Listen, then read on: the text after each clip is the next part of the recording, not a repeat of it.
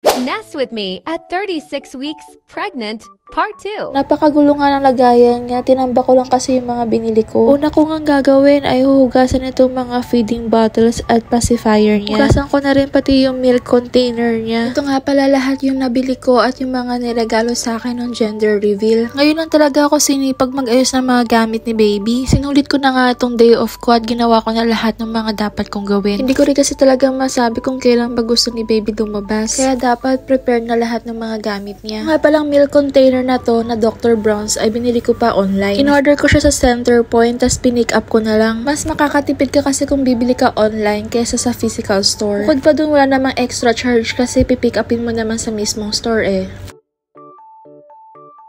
Mas gusto ko na nga na ako yung nag-aayos kaysa sa asawa ko. Kasi for sure, hindi niya rin talaga alam yung gagawin niya. 7 feeding bottles nga lang yung meron ako. Magdadagdag lang siguro ako kapag kinulang. Pero as much as possible, sana marami ako ma-produce na milk para breastfeeding si baby. Bumili nga pala ako ng dishwashing liquid na para lang sa baby. Bago ko nga hugasan yung mga gamit ni baby, inugasan ko muna tong planggana.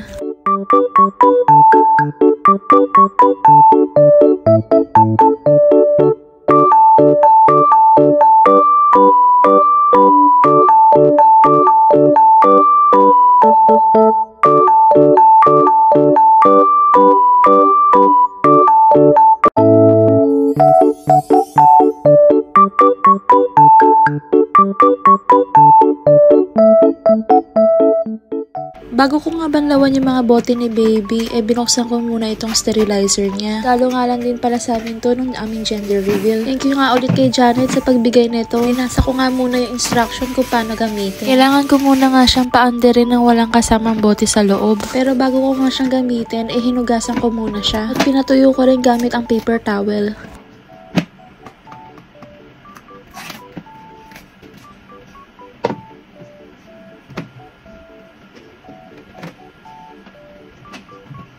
Sabi nga advisable ang paggamit ng mineral na water. May indicator nga din dyan kung hanggang saan mo lang ilalagyan ng tubig. Habang pinapaandar ko nga yan, tinapos ko na yung paghuhugas ng mga bote.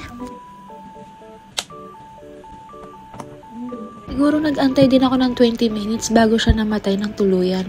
Pagkatapos nga naglagay ulit ako ng mineral water. Tapos isa-isa ko na nilagay yung mga bote at mga tsupon ni baby. Mabuti na lang talaga at malaki to at nagkasya lahat yung mga bote niya. Maski nga yung pang breast pump ko, pinasok ko na rin dyan. Sa second layer nga, doon ko nilagay yung mga tsupon at takip ng bote ni baby. After ko nga isa lang yan sa sterilizer, sinimulan ko nang ayusin yung mga daily essentials ni baby.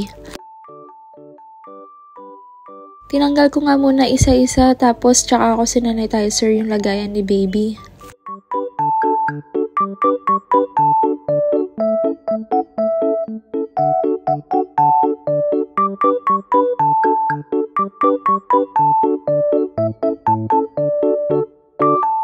Second layer nga, dito ko ilalagay yung mga daily essentials niya. Katulad na nga lang ng shampoo, body lotion, massage oil, diaper rash cream, at kung ano-ano pa. Maliliit nga lang muna yung binili ko. Gusto ko munang itry kung mahiyang ba si baby sa brand na to. Isa din sa pinagpipilian ko is yung Mustela na brand, kaya lang wala silang trial pack. Ayoko naman bumili ng malalaking bote, baka masayang lang kung hindi naman hiyang si baby. Hindi ko rin kasi ugaling mag-hoard ng mga gamit, lalo na kung hindi ko pa natatry. Kaya maging ang wipes, isang pack lang muna yung binili ko. Tapos sa mga diaper naman wala akong binili kasi lahat yung regalo sa akin. Maski nga din yung powdered milk na binili ko na Aptamil, maliit lang din. Natatakot kasi ako baka masayang lang.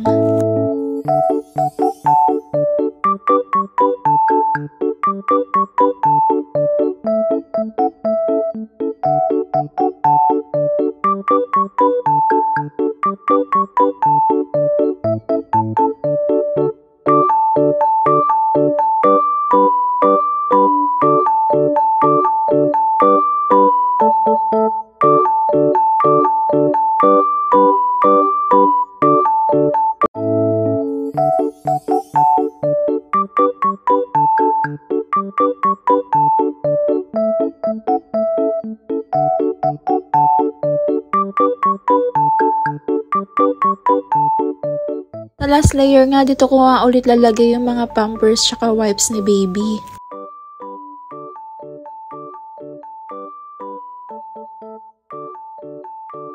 Itong mga sabon naman na to ay regalo lang sa akin ng gender reveal, pero feeling ko magagamit ko siya after a year. Sabi kasi sa akin na yung Johnson na brand ay masyadong matapang para kay baby. Diyan din nakalbo yung pamangking ko, kaya bumili na lang ako ng Sebamed na brand. Yung baby na brand naman hindi siya sa akin familiar, kaya feeling ko after a year ko na lang siya gagamitin. Matagal pa naman yung expiration date nila, kaya for sure magagamit ko siya pag malaki na si baby. Itatabi ko na lang muna sila sa cabinet. The first layer naman, dito ko naman ilalagay yung mga pang feeding ni baby. Tulad ng mga bote niya, gatas, milk container, tsaka yung mga pacifier niya. Pinaglagyan ko ng bote, regalo rin sa akin ni Queen. Pwede siyang ilagay sa microwave. Kaya lang masyadong maliit yung microwave namin at hindi siya kakasya. Kaya siguro dyan ko na lang ilalagay yung mga bote ni baby after kong mahugasan at sterilize.